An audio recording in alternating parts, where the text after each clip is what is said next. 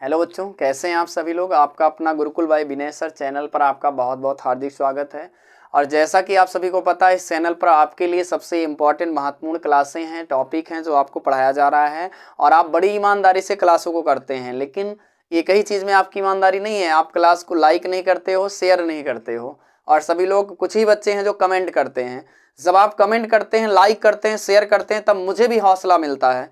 मैंने 2-3 दिन से क्लास को नहीं किया क्योंकि मुझे लगा कि शायद आप पढ़ने में इंटरेस्ट नहीं रखते हैं, लेकिन बड़े सारे बच्चों का मैसेज आना शुरू हुआ कि आप सर क्लास को नहीं कर रहे हैं, तो मुझे मजबूरन आज क्लास को करना पड़ रहा है। लेकिन मैं आपसे यही कहना चाहूँगा, मैं आपसे कुछ मांग नहीं रहा हूँ, मैं सिर्फ इतना मांग रहा हूँ, आपका सपोर्ट। सिर्फ आपको एक बटन दबाना है, लाइक की बटन दबानी है, कमेंट करना है, शेयर करना है, बस इतना ही काम आपको करना है। यदि आप इतना काम नहीं करेंगे तो आप बताइए मैं किस तरह से मेहनत आपके लिए करूँगा। शायद रातों रात जग कर मैं आपके लिए मेहनत कर रहा हूँ। इसलिए बच्चों, आप पूरी ईमानदारी के साथ इस क्लास को लाइक किया करें, शेयर किया करें, कमेंट किया करें। मेरा भी हौसला बढ़ता है आपकी क्लासों को लेकर।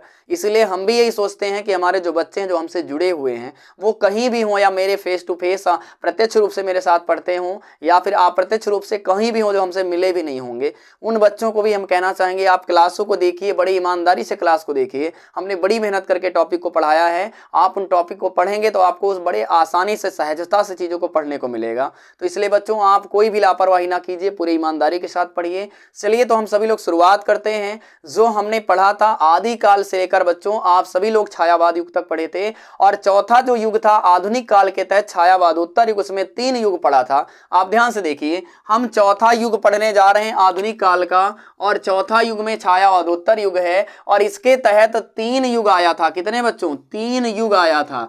सबसे पहला आ गया था प्रगतवादी, दूसरा आया था प्रयोगवादी, तीसरा आया था नई कविता। यही आया था।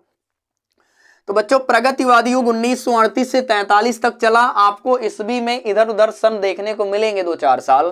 प्रयोगवादी 1943 से 1953, नई कविता 1953 से लेकर बच्चों अब तक यही चल रही है, जब हमारा देश आजाद हुआ। ठीक है, नई कविता। अब देखेंगे प्रगतिवादी युग में कौन कौन सा राइटर था, किसने रचना लिखा। अब ये ध्यान देने वाली बात है। इसमें बच्चों ज्यादातर प्रगतिवादी, प्रयोगवादी ज्यादातर पेपर में पूछा जाता है, ज्यादातर इंटर में और हाई स्कूल में। ठीक है, इन दोनों युग से। तो केदारनाथ अग्रवाल हैं जिन्होंने 2 अपनी रचनाएं लिखे हुए हैं। एक सबसे पहले मांझी ना बजाओ बंसी, दूसरी बसंती हवा। तो शायद मेरे ख्याल से आप सभी को पता होगा, ये रचना याद भी हो जाएगी, है ना। केदारनाथ अग्रवाल ने लिखा है मांझी ना बजाओ बंसी, बसंती हवा। 2 रचनाएं इन्होंने लिखा हुआ है। नागार्जुन है जिन्होंने लिखा है बादल को घिरते देखा है, दूसरे राइटर हैं। तीसरे राइटर हैं धर्मवीर भारती, जिन्होंने कनुप्रिया, है ना, कनुप्रिया, ठंडा लोहा, अंधा युग, इन्हीं की रचना है, धर्मवीर भारती की। चौथे हैं भवानी प्रसाद मिश्र, इनकी गीत फरोश एक रचना है। और 5वें आपके रामधारी सिंह दिनकर हई हैं, उर्वशी संस्कृत के 4 अध्याय। इन्होंने बड़ी सारी रचनाओं को किया हुआ है। अब देखेंगे दूसरा है प्रयोगवादी युग। कौन सा? प्रयोगवादी। किसके तहत आया है तीनों? तो छायावादोत्तर युग के तहत आया है। अगर आपसे पूछ ले किसी छायावादोत्तर युग के 2 लेखक का नाम लिखो, तो आप इन तीनों युग से किसी का नाम लिख सकते हो। अगर पर्टिकुलर सिर्फ यही पूछा जाता है प्रगतवादी युग का 2 लेखक का नाम बताओ, सिर्फ इसी में से लिखोगे। अगर पूछेगा प्रयोगवादी के 2 राइटर का नाम लिखो, तो इसी में से लिखोगे। अगर कहेगा नई कविता से 2 राइटर का नाम लिखो, तो इसी में से लिखोगे। लेकिन बच्चों, अगर पूछता है छायावादोत्तर युग के 2 लेखक का नाम लिखो, तो कहीं से भी आप लिख सकते हो, आपका सही रहेगा। ठीक है बच्चों, क्योंकि इसी के तहत तीनों युग आते हैं। तो देखेंगे प्रयोगवादी युग में इसका जो सबसे ज्यादा बच्चों श्रेय जाता है, अज्ञेय को जाता है। अज्ञेय इस काल के जनक माने जाते हैं। किसके? प्रयोगवादी युग के। सच्चिदानंद हीरानंद वात्यासेन अज्ञेय इनका फुल नाम है, पूरा नाम है। 2013 में बोर्ड परीक्षा में ये पूछा गया था हाई स्कूल में, अज्ञेय का पूरा नाम क्या है। तो मैं बताता हूं अज्ञेय का पूरा नाम बच्चों, सच्चिदानंद हीरानंद वात्यासेन अज्ञेय। अज्ञेय को प्रयोगवादी युग का क्या माना जाता है? जनक माना जाता है। 1943 से लेकर 53 तक इसमें इन्होंने सबसे बड़ा कार्य किया था, तार सप्तक का इन्होंने संपादन किए थे। और पहला तार सप्तक का संपादन बच्चों 1943 में हुआ, दूसरे का 1951 में हुआ, तीसरे का 1959 में हुआ, और चौथे का 1979 में हुआ। ठीक है बच्चों, तो ध्यान से देखिए, पहला तार सप्तक का संपादक 1943 में, दूसरा 1951 में, तीसरा 1959 में, चौथा 1979 में। ठीक है। तो इसमें कौन कौन राइटर थे, तो अज्ञेय थे खुद ही, जिन्होंने एक यात्रा वृत्तांत लिखे हैं, अरे यायावर रहेगा याद, बड़ी सारी इनकी रचनाएं भी हैं। धर्मवीर भारती, ठंडा लोहा, अंधा युग, है ना, अभी पढ़े थे। कवि कनुप्रिया, भवानी प्रसाद मिश्र, एक रचना अभी यहीं पर हम लोग लिखे थे, गीत फरोश, क्या गीत फरोश, इन्हीं की रचना है। तो देखेंगे ये प्रगतिवादी में भी आए दो राइटर, प्रयोगवादी में भी, क्योंकि बच्चों ये लेखन कर रहे थे लेकिन युग बदला तो इसमें आके इन्होंने काम किया, ठीक है।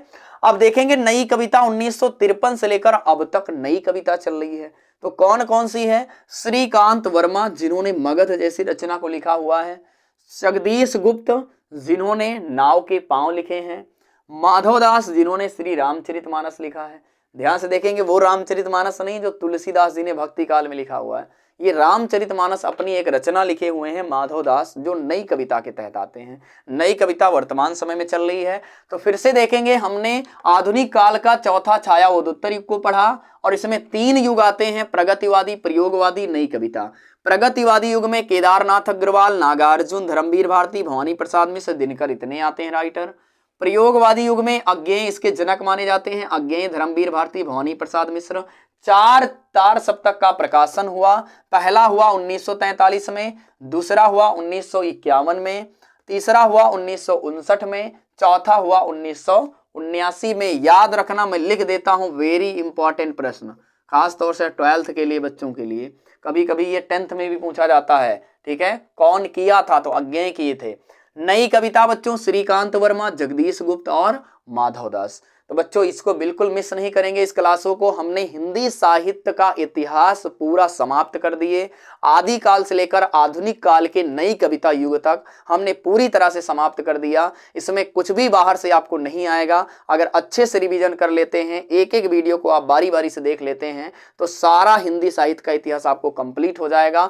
कहीं से भी, चाहे 12 में 10 नंबर का पूछा जाए, चाहे कक्षा 10 में 5 नंबर में पूछा जाए, आप पूरा प्रश्न का उत्तर सही से करके आएंगे, लेकिन ईमानदारी से पढ़ेंगे तब, ठीक है बच्चों। हमारी मेहनत तभी सफल होगी जब अच्छे से उसका उत्तर करेंगे, अच्छे से पढ़ेंगे, वीडियो को लाइक करेंगे, शेयर करेंगे, कमेंट करेंगे, तो मैं मानूंगा। नहीं बच्चे मेरी क्लास को देखते हैं और बहुत ईमानदारी के साथ मेहनत करते हैं, मुझे भी मेहनत करना चाहिए। तो बिल्कुल बच्चों आप ईमानदारी के साथ लगे रहिए। मैं यही शुभकामनाएं आपको दूंगा कि आप अच्छे नंबर अपने पेपर में लेकर आएँ, सारे क्वेश्चन को सॉल्व करके आएँ, आप अच्छे तरीके से मेहनत करें। मिलते हैं अगली क्लास में, बाय बाय, थैंक यू।